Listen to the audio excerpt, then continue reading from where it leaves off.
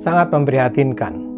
Aktivis media sosial terkemuka Denny Siregar kini terkesan melakukan penyebaran kabar bohong. Kayaknya sih Denny risau dengan hasil-hasil survei Pilpres Mutakhir yang menunjukkan suara Ganjar semakin jauh tertinggal dari Prabowo. Nah, pada 10 Desember, Denny membuat tweet yang mengarahkan publik untuk tidak percaya pada hasil survei. Denny memang tidak menyebut survei Pilpres dan nama Prabowo sih. Dia menggunakan contoh survei terkait kompetisi dua produk coklat yang dia kasih nama A dan PS. Hampir pasti yang disebut PS adalah Prabowo Subianto. Denny menggambarkan produk PS ini licik dan dibantu pemerintah. Sebelum survei, si A harus melaporkan daftar nama responden survei ke bupati, kecamat, lurah, dan kepala desa. Nah, data itu kemudian diambil oleh si PS.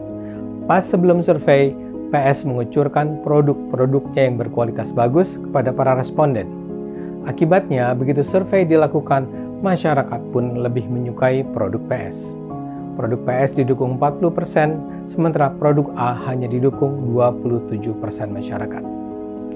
Apa yang disampaikan Denny ini bisa disebut sebagai disinformasi. Denny kan seolah hendak mengatakan, hasil-hasil survei Pilpres yang menampilkan kemenangan Prabowo tidak bisa dipercaya karena para responden sudah disogok untuk memilih Prabowo. Itu adalah tuduhan serius terhadap lembaga-lembaga survei.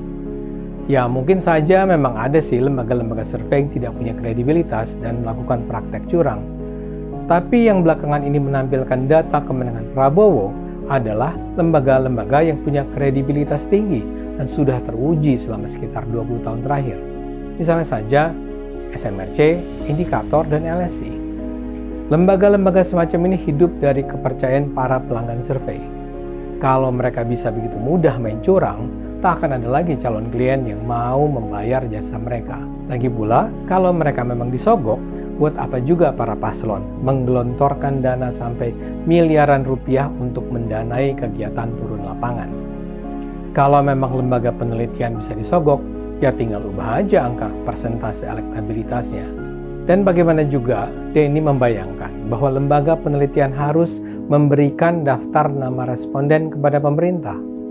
Kalau itu sampai terjadi, itu pasti sudah jadi berita besar.